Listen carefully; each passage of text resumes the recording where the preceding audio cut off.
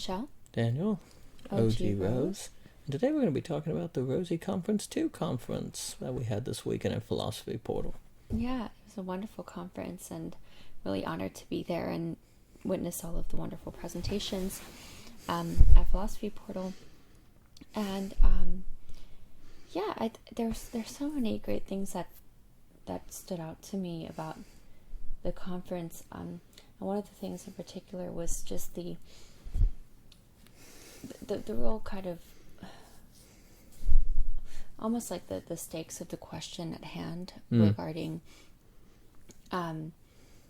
having something that orients people's like lives in society, Right. Just kind of the bigger question of religion in general and what its role is for society. Mm-hmm. And I think too there's always something neat for me about like seeing the way in which people will bring out ideas about how that relates to philosophical concepts, specifically Hegel. Mm-hmm. I think one of the big questions about just how what does that kind of like look like for our day and age in terms of in a sense sort of like respecting it, like almost having this sort of realization of a humility for our need for something that to organize us and to organize our kind of social engagements. And how does that sit with that question of religion in like our current moment in history? Yeah. No, I think, well, there's a way in which there's the problem, we could almost say, of enclosure, as a kind of one way to think about it. And, a lot, obviously, we talked a lot on psychoanalysis. You have the neurotic, the psychotic, the hysteric, pervert are the four discourses. And, the neurotic is enclosed in you could kind of just generally say a big other, a authority structure. And part of it is that if human beings don't feel enclosed in anything, they can go crazy, right? So, and a lot of what Cadell's emphasizing, and he's right, is what Zizek's saying in his book on Christian Atheism, is the idea that an atheist that doesn't go through subjective destitution is secretly going to have an enclosure structure, secretly going to have a big other, maybe materialism, maybe capitalism, maybe there will actually still be a God in this kind of big other sense.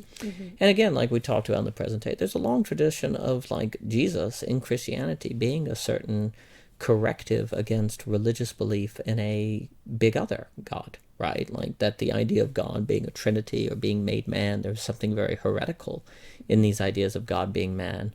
But in that very heretical nature, there's something about the logic of Christianity, even on the theistic side, that tries to work against the tendencies of religions to be enclosures, right? And Christian atheism is basically kind of just, like Zizek's talking about, is basically going, yeah, that enclosure problem, that's not just a problem of religion, that's a problem of all human psychology, of all human subjects. Right. It's just that when, so many sermons are about, Christianity is not about a religion, it's about a relationship. It's not about, it's about escaping dogma and grace. It's not about works, and it's about grace. What's very interesting is that entire Christian discourse that you'll hear often is basically trying to avoid a logic of enclosure. Like, all of that, like the religion versus, relationship is basically avoiding enclosure. And a lot of the ideas of Zizek is, okay, how do we avoid enclosures? Oh, and here's the problem. Human civilization seems to collapse without enclosures. So we need to avoid enclosures because there's something dangerous, prideful. It can lead us into totalitarianism, banality of evil about enclosures, but we haven't figured out how to do society without them. And basically it's like we talk about givens and belonging again. So the neurotics enclosure is the big other. The psychotics enclosure is their own internal logic. They find a certain enjoyment in their own internal operation, so it's kind of atomization. Maybe you could associate it with the cheap Deleuze. And the interesting thing, like where Rollins was talking about a hysteric discourse is when the rabbi in his story, is always changing the answer. The hysteric, you could say, is the closest to the discourse that is trying to keep there from being an enclosure, because you're always kind of in an ambiguous space where the meaning of the dialogue isn't there. So it's kind of trying to move, right?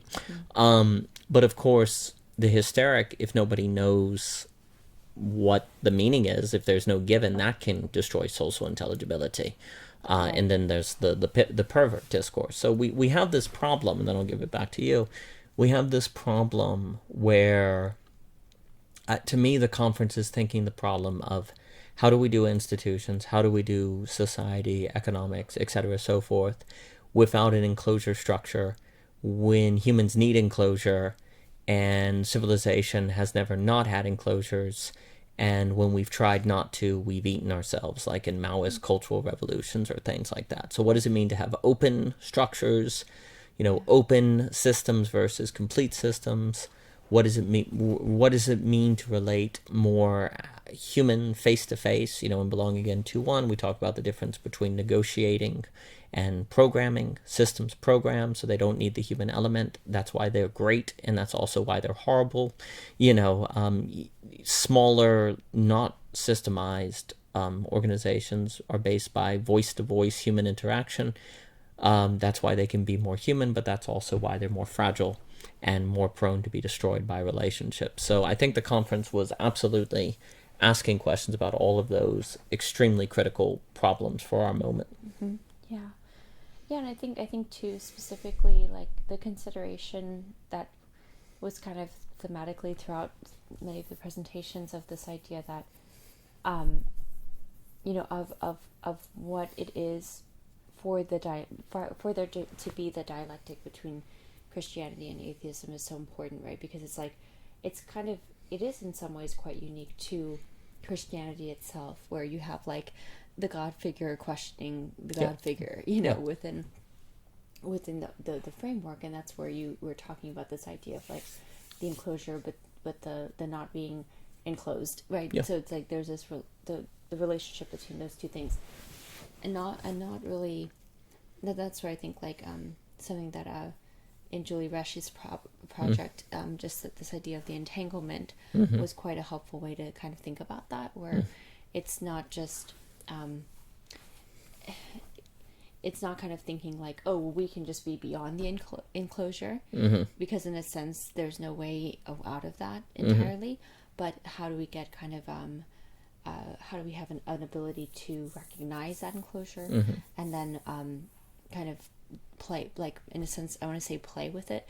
Now obviously the emphasis she has may sound a little less like playful, sure, but there's still something that to entanglement is a type of play or dance between two things, specifically she was talking about mother and child dynamic, and so I guess what I'm saying with that is there's that that ability to realize, I don't know, I mean it's not enough, but there's this sort of realization that the meta dimension of recognizing enclosure is an important step in being able to get dialectical with being, not being enclosed while recognizing the enclosure. Oh yeah. So yeah, that was also something that kind of I thought was quite important, and something that I just wanted to. It was something that kind of got enumerated a little bit more about in the chats. Was I like this thought that Matthew Stanley brought up, where he was like talking about, some people say there are too many churches, maybe there's not enough, but it's kind of like also this idea that maybe there's actually like in some ways not as much of a discussion on kind of a concept of like home churches, or like what that could look like.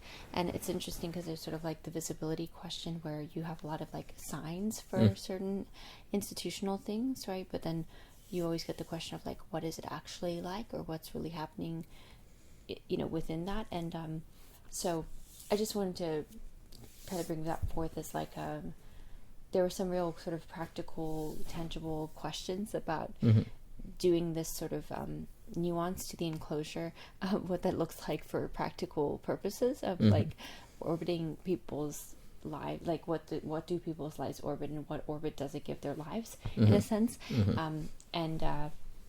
I bring up the house church to say that there's almost a way in which that's like there's something about that. I'm not saying this is like some like it's not necessarily some major answer. Obviously it's still kind of it may seem to be like the opposite to some perspectives, but what I mean to say is that it's interesting because if you have that concept, it brings it back to like ultimately the most the unit of the family anyway. And so, but you have this question of like that could actually look like there are no churches, which would be, would that be good or bad, like so it's interesting because it makes me think about your presentation where it talks about like appearing heretical, right, which is such a great concept. And it's sort of interesting because it's like, I mean, I'm not saying it's bad to like have a lot of churches around. In some ways you can have playgrounds and people who do community things, and people for the belief system of Christianity itself. It's like that's a great thing. There's these like kind of shelter places, right? But then you get the tension with that of like, oh well, but the doors are locked except on Sunday or other stuff. And the weird thing is if you had like even more churches to these kind of like really specific, more micro, like local, units, you could have more of a church, but like less of a visibility of it, in terms of signs, right? But like it's kind of funny to play on words, but like actual church signs, that are posted in the ground that say there's a church here.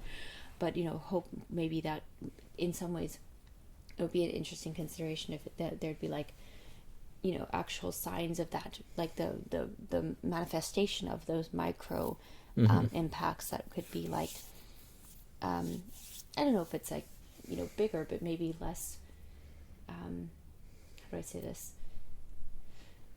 like less ripe for the question of what's actually going on there.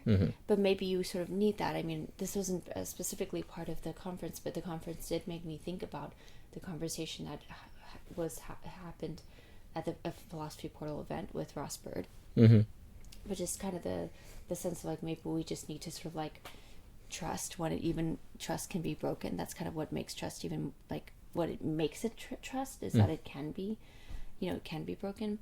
But anyways, it's still it's still an interesting thing. But I was thinking about like kind of like that point about actually more multiplicity of sort of, if you want to say church that have these rituals, but if you do it on like a micro scale, you could maybe not be able to point to some sign of the art, but you could maybe be able to point to some atmospheric change or something like that.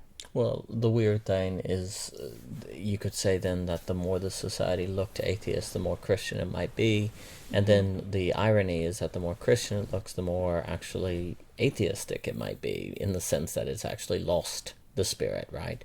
So there are all these paradoxes and tensions. And look, the story of the gospel is basically, Jesus, the suggestion is that people's love of God made them miss God, right? So there are all these kind of like paradoxes at work that has to be thought out. Yeah, and I mean, I don't know, like, not. There's something though. I remember a friend saying one time where the fact that you can ride around in a town, especially rural towns, and you'll see, you might see a lot of churches actually, depending on where you are. Sure. In some ways, like this friend expressed how that made her feel good. It felt like you felt more secure. That was the case. This person's a Christian, so it would make sense that they would say that. And I can agree that there's something to that. There's something to that, right? Like it's better than, what if you had it all around just casinos, or I don't know, just something that was not kind of this embodiment of like, hey, we believe in this metaphysical kind of concept of like salvation and healing and love. I mean, sure, like you can get into, it's just interesting because it's like just the imaging of it. But then you think about the Amish, right?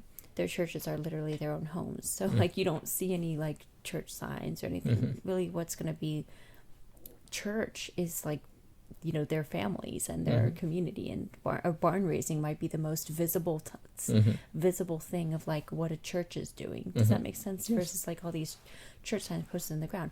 But there's also a way in which this kind of makes me think of what Cadell brought up, which was kind of this idea of like can you be humble enough for the repetition? Yes. Right. He's not saying that like, everybody should be doing a certain type of repetition, but he brings up a great point that sometimes there is a kind of humility. So to kind of get, to complexify what I said about all the, church signs all around town or whatever, maybe there's just a humility in saying like, well, yeah, that there's a lot of church signs because a lot of these people around here believe in like some metaphysical construct, and maybe that actually makes our town better. Or maybe it, even if we couldn't know that all these churches are really Christians or really love the community or really love each other, or maybe there's a lot of hypocrisy that can arise from that. But these things have like can make a difference. Just like if you listen to songs all the time about death and murder or whatever, or you listen to like worship songs, that are like worshiping God, it's like it can make a difference now. And so you have to kind of recognize that, and there's a humility, I think, in that. Sure. Well, I mean, that's a kind of architectural enclosure. Because you're enclosed, there's less anxiety because I know what the town is like. Okay, the people here are probably Christian, which is not inherently bad, but the problem becomes if people are dependent on it. That's like the issue we have. We have the loss of givens, global pluralism, where your external environment doesn't do your believing for you, or doesn't necessarily provide the comfort, like where you have to be able to swim in the waters even if they don't give you signs of what is in the water per se, right? And that is psychologically remarkably difficult, and one of the reasons why usually it doesn't work, or people fall back into a self-enclosure that's more psychotic, or they have a rebellion back to clear signs that's more neurotic, or they devour themselves. And that's, Dimitri brought that out so well in his presentation, where like basically there's that assumption in communism that if you just tear down the forms of oppression, then the proletariat will be free. But if you don't take seriously the unconscious of the proletariat, which I think you could say this is what happened in Mao, Cultural Revolution, well, the unconscious of the proletariat is structured by, aligned with these discourses. And if it can't handle that anxiety, then the proletariat just devours itself. And so it will fall back. So much of the challenge is, but to your point, it would be erroneous to assume that a small town that has a bunch of churches is therefore like bad or evil, right? That's what many more revolutionary or progressive-minded people, or, in the Cultural Revolution, they blew up all the Buddha statues, they blew up all the old stuff, right? So under that Maoist idea, you'd get rid of all the churches and assume something good would come of it. We're in an age now of recognizing that that's not the way, that's foolish. The way is not to say, oh, it's bad that people feel good about all of these, the environment, giving them signs to make them feel belonging. But it's also, what we do is we have to take the truth of that and think, what would it mean to sublate it? What would it mean to learn from it without being dependent on it? And I think that's so much of our challenge now. No, that's good. I think, there's an interesting sort of bothness where you can have a critique, you can have a fair critique of all the signs around, right?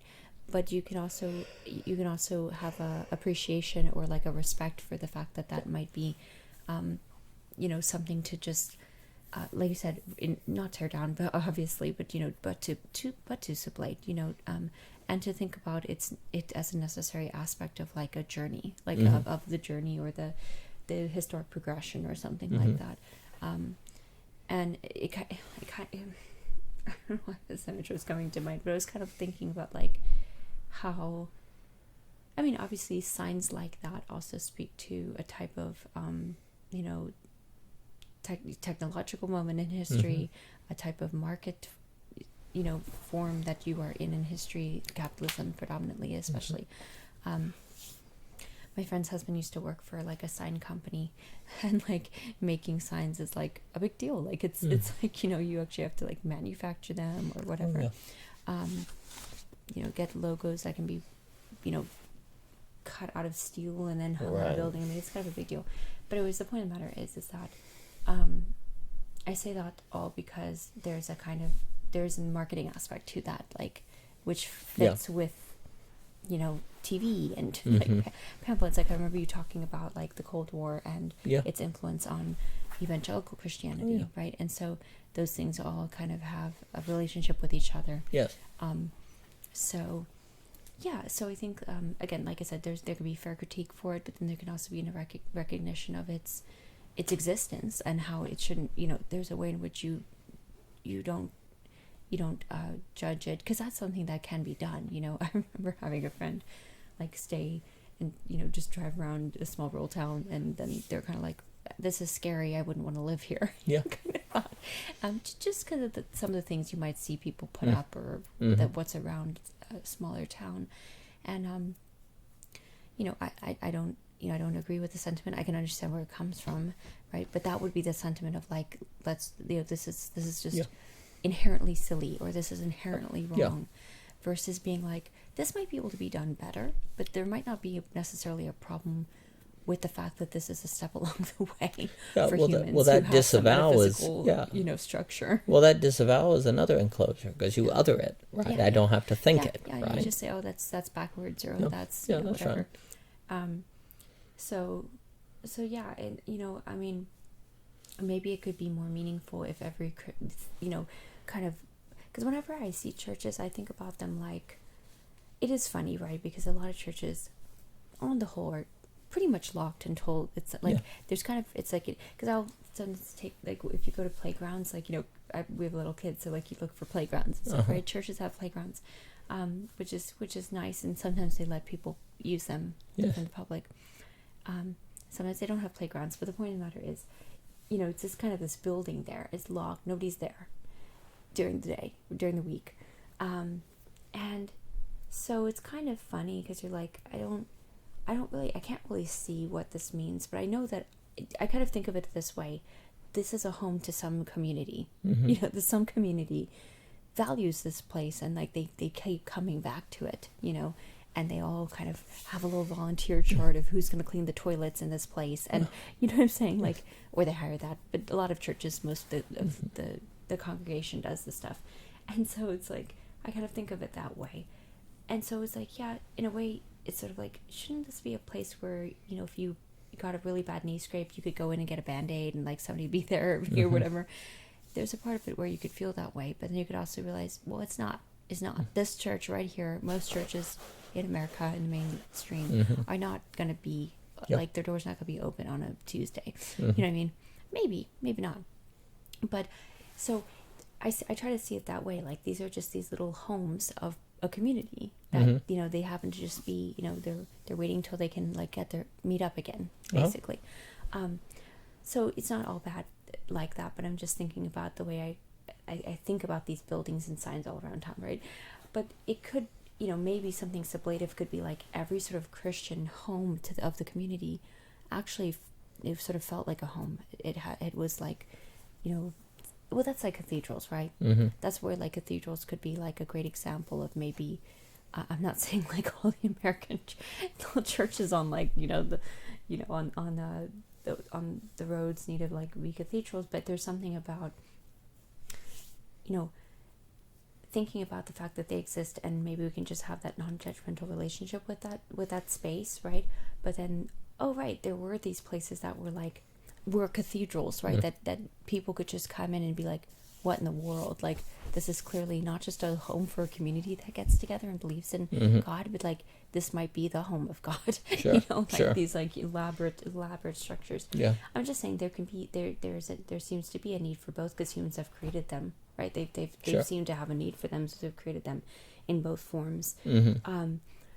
But it kind of like, for somebody who doesn't ascribe and might also have their own skepticism, understandably, for some people, it's sort of like this fact that these little homes of the community of God would be something that could be felt to be different, not just if they believed and would come and ascribe, but just, actually, you could just, any human being could feel it to be different, would be important, or it seems like that would be important somehow. Yes. But certainly unsustainable for a community to do, let alone with their own homes and jobs and families.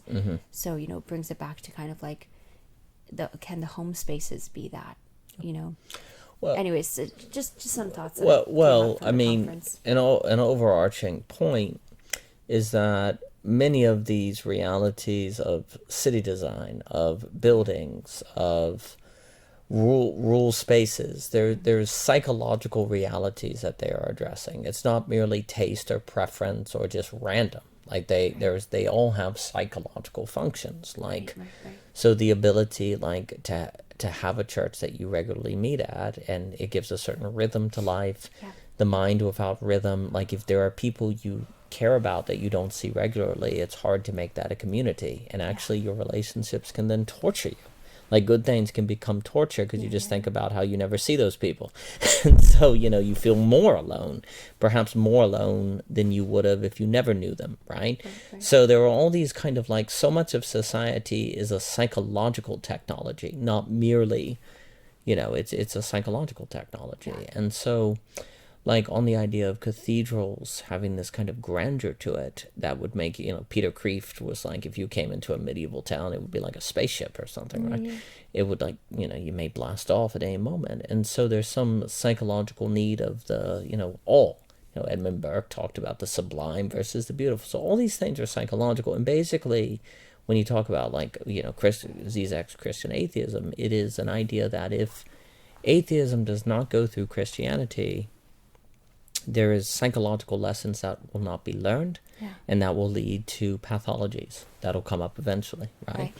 Well, similarly, if Christianity does not acknowledge the psychological technologies it has invented and what those things did, and how to sublate them so that they're not isolationist from global pluralism or lead into one of the discourses that prove problematic, then the Christian can, learn from, like, the experience of atheism, like Jesus on the cross, my God, why have you forsaken me, as Chesterton said.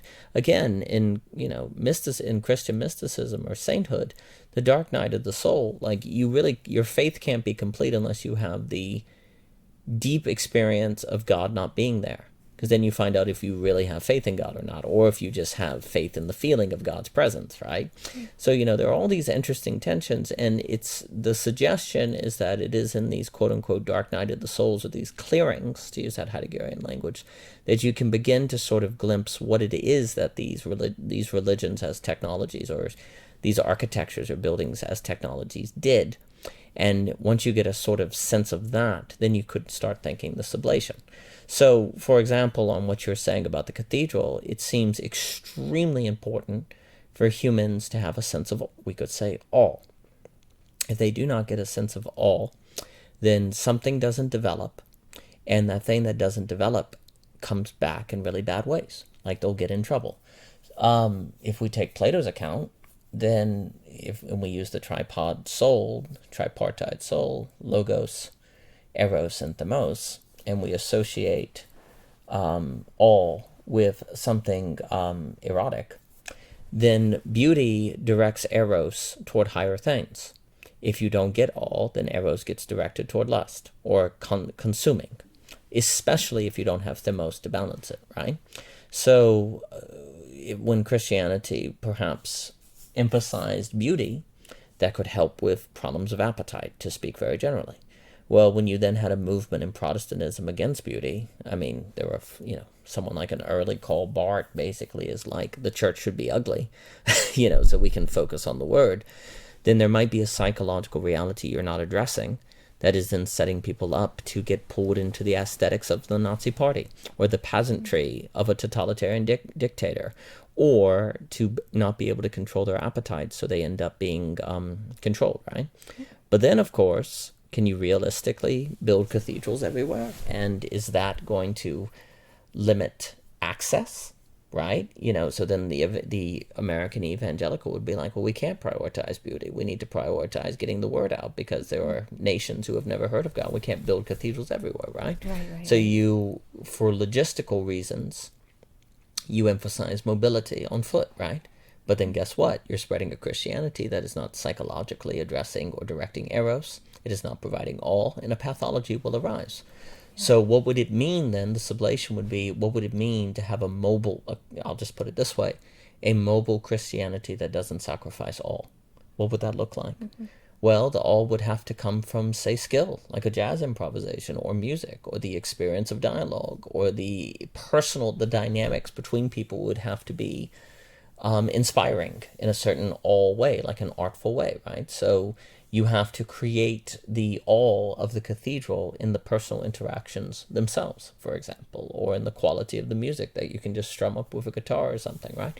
So there would have to be a movement, say, to skill to provide all, but I'll give it back to you. But the point is this: if you take seriously that religion is dealing with psychological realities, then you can't simply stop something. You can't just simply one day decide, we're not going to do cathedral angels anymore. We're not going to worry about all. We don't need that. Well, wait a minute. There's a reason it was there. It existed for a reason. And if you just one day decide you don't care about it anymore, there's some demons that are going to come back. There are some pathologies that are going to develop. And again, that parallels with what Zizek's saying on Christian atheism, because it's like atheism that doesn't go through Christianity ends up pathological. It ends up in its own demons. In the same way that Christianity that stops using one of these technologies that was developed over history ends up with trouble. It ends up with pathologies. Like you could argue that what has happened is that in the cathedral has been replaced by the megachurch, because the megachurch creates a feeling of awe, right, and kind of size and grandeur, and oh my goodness, this is big. Well, this is where it becomes really important to be able to tell the difference between the strike of beauty and the kind of feeling of the mob, because the mob can create a feeling of sublimity. Edmund Burke talks about the difference between the sublime and beauty. And basically, if you don't, you have to contain the sublime, and you need to have doses of beauty to contain the sublime, because sublime is basically self-destructive. And if it dominates, then you can get self-destruction. I'd have to expand on this, but, many megachurches have fallen into massive scandal, corruption, and all sorts of problems, right? So you can't bring back beauty like the cathedral by simply creating a sports arena, right? It feels awesome, it feels large and big, but it is psychologically not the same thing. And studying something like psychoanalysis might help you see the differences between, say, the beautiful cathedral and the megachurch, right? So those are all like things we have to think now, that if you just take seriously all of these, religious technologies, architectures had psychological roles, then we have to think them. You have to bring them all into the conversation. You can't leave any behind. No, that's good. I think too, this idea of the psychology of the experience of one's relationship to their atheism or their Christianity is important. And I think about Peter Rollins kind of like atheism for Lent kind of the concept, and it makes me think about how there it's funny because it really does seem to be like, not to reduce it to this, obviously, because it's more than this, but there is something that really hopefully can like evoke a kind of empathy, really, like for yes. either perspective. Yes. Because again, it's really easy to just sort of see it in that enclosure, yes, right? Not outside of that enclosure. Not recognizing that like somebody else has a completely, they have their own enclosure that's completely enclosed, and so, to work through that either way, through right Christianity, to like, and that's what you brought up in your presentation, right? Whether it's Christian atheism or atheistic Christianity, and those two are both a way to become ultimately more empathetic, to understand, to understand really the what seems to be opposing, but really that is a type of necessary, traversing through. So I think that the dimension of like the psychological empathy is important without getting nihilistic, right? Without just sort of like never mind anything. Yeah, you know? that's right. Yeah. Well, I mean, the key to this problem of like the enclosure and the big other is the willingness to be within a consistent system or enclosure while being a point that can be denied by the enclosure. So the key to Jesus is like he's a quote unquote appears a heretic, right?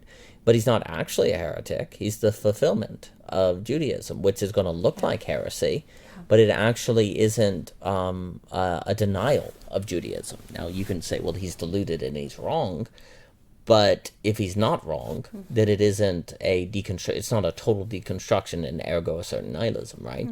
And also the willingness to appear heretical, like, you know, to talk about like Christian atheism appears like heresy to atheists. It seems ridiculous, right? Well, likewise, for the Christian to, you know, really take seriously this idea of appearing heretical, that means the Christian has to be willing to be rejected by Christianity, right? That mutual willingness of people within their different beliefs and enclosure becomes the grounds of relationship. It becomes the grounds of shared empathy. And also it provides the potential of everyone's unique enclosures to realize something that appeared heretical wasn't actually heretical. It was a possibility entailed within its own internal consistency. Well, that can start a chain reaction of transformation throughout the entire system. Like when you look at the history of Christianity, in my opinion, many of the great saints and theologians presented something to Christianity that was always already in Christianity that it didn't know was there. That when it appeared seemed ridiculous or even heretical, but since it wasn't actually heretical, once it appeared and people saw it, it forced a choice upon them. Are they going to deny it? Well, to deny it, they'd have to deny their entire system because it's part of the internal consistency of it, right? Or are they going to repress? And enforcing that choice, you can begin a transformation, because there's also just a big question of how do you spread new ideas? How do you spread new conditions of possibility? Well, a method of quote-unquote appearing a heretic that then forces a system to consider and realize an idea part of itself that it didn't know was there can spread change. And if everyone in their independent enclosures are willing to do that and suffer the cross, bear the cross of that, that develops empathy and creates possibilities of global pluralism to connect people across diversity, to connect while simultaneously spreading the capacities to other people for that connection and new thinking as people encounter what appears heretical. And that shared project and shared difficulty and shared challenge becomes an empathetic ground for relation between people. And it also becomes an opening by which people of different beliefs can enter and think one another's beliefs. Like, you know, the point of the girdle point, the point of appearing heretical becomes a point where people can interact with one another. And if we don't do that, well then, on what terms would different enclosures even know when to begin a conversation with one another? On what terms, like unless you know all of Islam, all of Hinduism, all atheism, where would you even begin to access the other conversations of the other worldviews that people have, right? But if there are shared points of quote-unquote appearing heretical, these shared points where people are willing to undergo subjective destitution, that can be an entry point of dialogue between all of the different views of the world. Yeah, definitely. And I think too why people, well, and it's probably fairly obvious, but it's just to think about why appearing heretical is not, why that's an important concept and like kind of framing and and almost encouragement to kind of explore and consider, is because it's so hard to appear heretical, because it usually means people who you care about or who care about you being concerned. And I mean, obviously, like, I just, it's coming to mind, like, Jesus' mother, and how, what that meant for her when her son would do what he did, and just the things he would do, and, it almost feels like maybe there's a way to reflect on that, where, you know, there's kind of a realization of having to open oneself up to not only being able to allow themselves to appear heretical, you know, but also to, when you encounter what appears heretical, to slow down and be able to, you know, witness it, and if you're given the opportunity to engage in it, if it's appropriate, you know. So yeah, it's just like, you know, why? Because it's things that, another thing that kind of got spoken to in the conference was this idea that, you know, most people will say that Jesus is heretical, right? Like that the Pharisee, you know, that he was kind of rejected, obviously was killed for being the Son of God, for doing what he did. But there's another thing, it's another thing to kind of actually do things that would make, you know, make you be the one who appears heretical. Yes. Because in a strange way, you can't do that without being within the enclosure. Yes. But while still doing the kind of strange things, strange things that, you know, in some ways I think are required in order to sort of like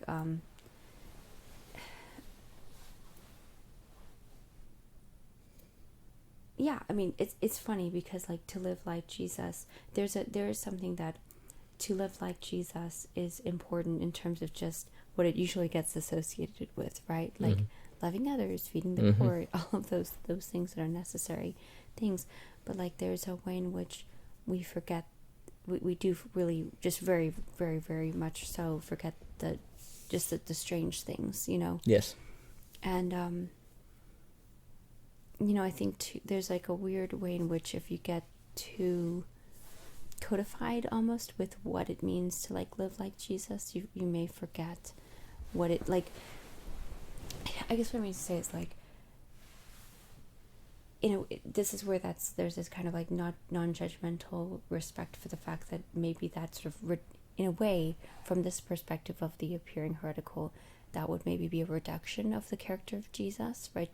To reduce it to like the things like you could put on a church bulletin or something like that. But that there's a role for that too. Like that's why there's a kind of non-judgmental relationship to that.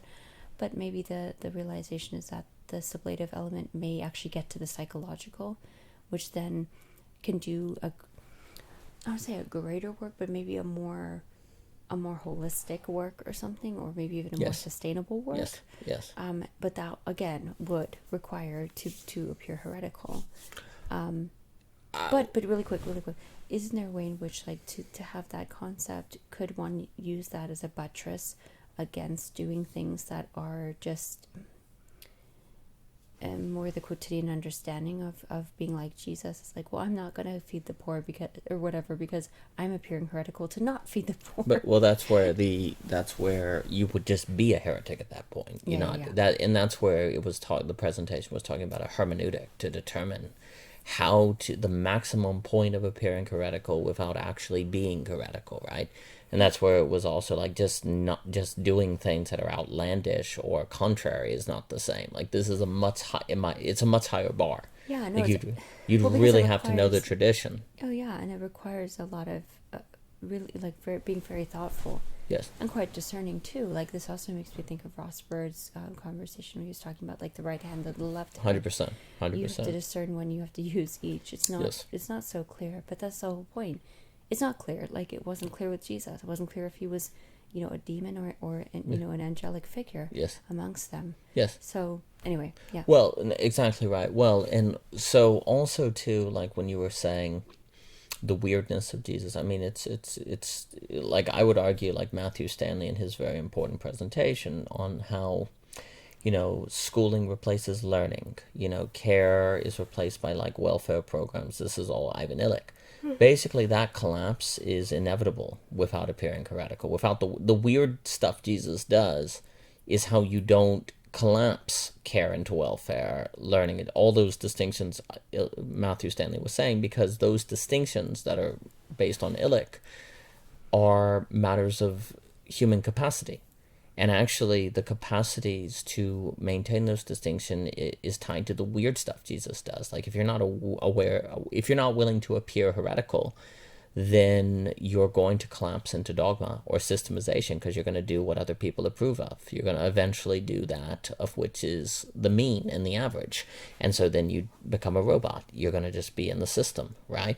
And so, that's where the weirdness of Jesus cannot be separated from his charity.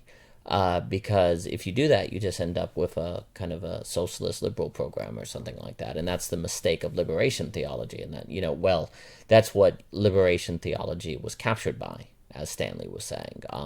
Also for me, the appearing heretical stuff is how Shahir was brilliantly pointing out the risk of, reifying a phenomenology as necessary for entering into Hegel's logic. And it's this idea, are we saying that you had to go through the particular phenomenology of Jesus? And if you say that, well, then you're collapsing the phenomenological into the logical, because really the logic is more primary. Well, when you understand that the weirdness is necessary, well, then the constant is that everyone has to appear heretical in their particular situations. Like, if you look like a Christian but don't appear heretical, well, then you're actually not making the transition into the quote-unquote logic, to use that kind of Hegel language, right? So there's also these tendencies of collapsing in or collapsing categories that we tend to lose if you don't do the work of appearing heretical. But but it's literally a work of appearing heretical, because you got to figure out how to do it, like, without breaking the system, and so on and so forth. Otherwise, you end up one-sided. And that either too much on the side of breaking something open, or too much on the side of keeping it constant. So I think those are all the challenges, and all of these challenges must now be thought in the realm of sociology, economics, politics, and all of that. And I think that's what the course is pointing at. That's what we've gone through with Lacan, what we've gone through with Hegel's philosophy of right, and all the other things. I mean, it's all tied together in that sense. And but if we don't realize that, that the unconscious is at work, like, the brain wants to enclose itself, it's going to do it, and you're not going to even realize it's doing that work if you can't think that. If you can't think of how, like Helen Rollins was pointing at it, there's this idea that capital is the logic of religion, and it's just continuing. Why does capitalism work? This doesn't mean capitalism is inherently bad, but why does it work in a manner that tends to be at the expense of human beings? Because it is structured with a kind of religious hope. One day you will have completeness, if you earn X amount, if you desire is religious in its orientation, right? So if you don't notice that, or don't think of new structures to direct the religious impulse toward a drive, say, toward the beautiful, well, then it's just going to be captured by some sort of system, and it's going to be, and it will be captured because it is a reflection of the human unconscious. Or subconscious. And so if you don't think that, you're gonna be in trouble. And for me, basically, the restructuring of desire toward a sustainable drive, or beauty, is completely tied to the practice of appearing heretical. Because appearing heretical is how you avoid chaos, because you still have a consistency, but you are denying yourself legibility according to that coherence. You are not you're foregoing the gains of the coherence, because if you look like a good Christian, then everyone confirms you and gives you thumbs up and pats on the back. But if you maintain the lowercase o orthodoxy of Christianity, but appear heretical, you don't get any social support. You might get rejection, right? So you're kind of denying what the world offers you, while still working to kind of save it, if you will, or to align with it, which you could say is what Jesus does, right? Like, Jesus comes to save, and does so precisely by appearing worthy of death to those he saves, because Jesus appears as, that of whom people should kill, he is thus in a position to work to save, right? And that's where you're working within a system, but denying yourself the comfort of the system, if you will, or the intelligibility of the system. And that starts to get at, in my opinion, what it means to think, what we need to think for the political, the sociological, the open system, if you will. Yeah. Yeah, and really quick, it made me think about like Cadell's presentation in the middle of the second day, I believe it was. I thought it was really great, a good framing of like our moment, especially in light of like kind of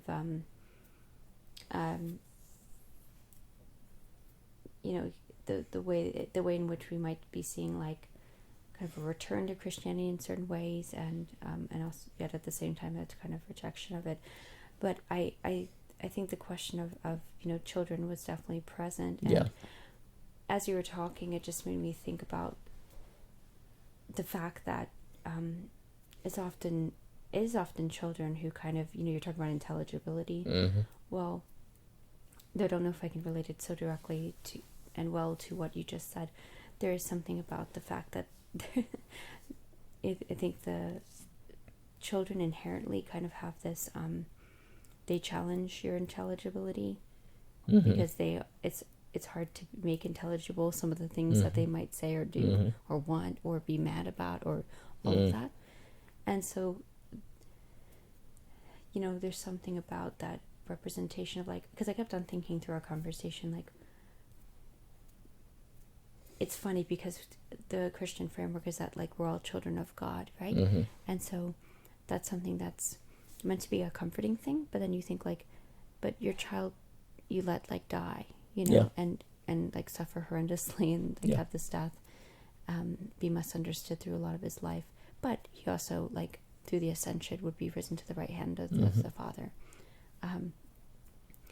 So it's kind of a like, is that like our kind of, but at the same time, Jesus is not, for the Christian paradigm is not like us humans in the same way, right? Like, but yeah, anyways, I guess what I mean to say though is there's this key thing of like Father God, Christ as Son. So the child dynamic is such a huge dimension of it, and I guess I say that because it does seem like that's a hugely important element of addressing. Well, like it brings up two thoughts. All these thoughts are leading to these two thoughts too, but basically just the fact that these kind of structures and again metaphysical frameworks, something about Christianity is, at least the way it seems to operate, is that it does puts at least some emphasis still on having children, right? Which is a pretty important and necessary feature of like our society, of like continuing on as a species, etc. Then also actually engaging with children is something that seems to be like this interaction with what is not always intelligible, so that we are kind of humbled in a great way. And then also there's a way in which like dealing with your own, as some psychology languages, is like your own inner child, where you kind of deal with what you don't always look at within yourself is important, because sometimes if you don't do this thing of like the traversing, right, the atheistic Christianity or the Christian atheism, you won't probably address some of those things that are actually there as for lack of a better term, or people don't have to agree with that term, but as the inner child of what's inside of your own psychology and your own head and your own heart. So that all seems important. But yeah, it's interesting to me because I mean, I'd have to really look into it, but it does seem like because I'm thinking about the fact of like having children, right? And it's like maybe we don't have to get down to so specific of like do churches or do religions in general like approve of X technologies or not, but it does feel like the rhetoric is does still include that element of like children as a blessing. Mm-hmm. You know, I mean, that might be evident in most Abrahamic traditions, and maybe elsewhere too. Yeah. But yeah. Anyways, I just want to say that because it's just a simple thing of like, how do you get people to have children and engage with children? Yes. That is such a wonderful thing, but also a challenging thing, and ultimately rewarding thing. How do you get people to do that without like some sense of a Father God, children of God concept, or the sense that like, oh, families matter, having family matters, having children matters, without it becoming just kind of like a script, right? And the hollow version of that. Like, how does it become the meaningful, full version of that? And so that's why I think it is important, like what Cadell was talking about in that middle of the conversation on day 2. So anyways, I think it's important. I think it's really important because I also think children, I don't know. I mean, as a mother, it's just like I see like how wonderful children are, and how much they push your mind and allow your heart to expand in ways you otherwise wouldn't. Sure. It otherwise wouldn't. So that seems an integral part of like a really key and important part of being human. Mm-hmm. So yeah. Well, I mean, Anyways. you could argue this is the question. I mean, rather it be the Collins, talking Malcolm and Simone talking about the demographic crisis. I mean, Yeah. Cadell was mentioning, like, people are not having children, and it seems to be a massive, massive question. Now, some people try to tie it to industrialization more than the loss of religion. Mm-hmm. There are many things that could be said. But, I mean, the father-son dynamic is very important because as a psychological reality, then basically the son goes through the father, and the father is also wanting the son to live beyond the father. As Cadell emphasizes, there are many parents that don't want their children to be more successful than them, right? So the father has to die to make space for the son. Yeah. And the son, nevertheless, the father has to let the son die. So there is some sort of parenting dynamic suggested by that are actually extremely psychologically true. Like, if a parent can't allow a child to suffer and die, well, then the child doesn't thrive.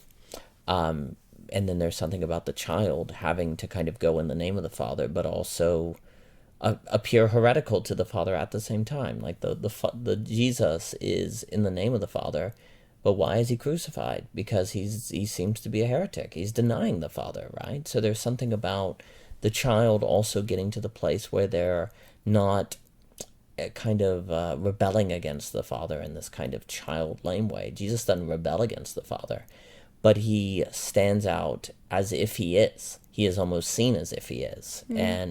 But he knows better, and the father knows better, too, right? Well, that says something about parents having confidence in their child, and also children not reacting against their parents, but also not being afraid to step out from their parents, or to be seen as stepping out from their parents, right? So there are some complicated dynamics that basically, our society has not thought, socially, economically, etc., so forth, we haven't thought how to do this. And it gets tied to the fact that, for most of history, the kids just did the job of their parents. But now, and Cadell has mentioned this, the kids are doing jobs radically different from the parents, and etc., so forth. So there's this stepping out now that needs to be thought that, well, most of the younger generation that's stepping out talk about how dumb the boomers are. They rebel against the parents, where in Jesus there's a stepping out without that rebellion. So these are all the kind of things we need to I think today, that the conference was pointing at. Paul is starting to maybe wake up, so we'll have to call. But I thought it was a tremendous conference. I really enjoyed it. I did too. I thought it was fantastic, and it was a delight, like I said, honor to be there. And I always love what Cadell's up to, and what Philosophy Portal's doing. It's wonderful work, and I thought it was, again, great thinking and great presentations from everybody. Yeah, and you can find the presentations at philosophyportal.org. I think so much of it was just at the heart of what needs to be thought today. Yeah. And for more from Philosophy Portal, do visit Cadell's YouTube, Philosophy Portal on YouTube, the website philosophyportal.org. And again, you can find all of the presentations there under conference is Rosy Cross 2. And thank you so much for your time. Yeah, thank you.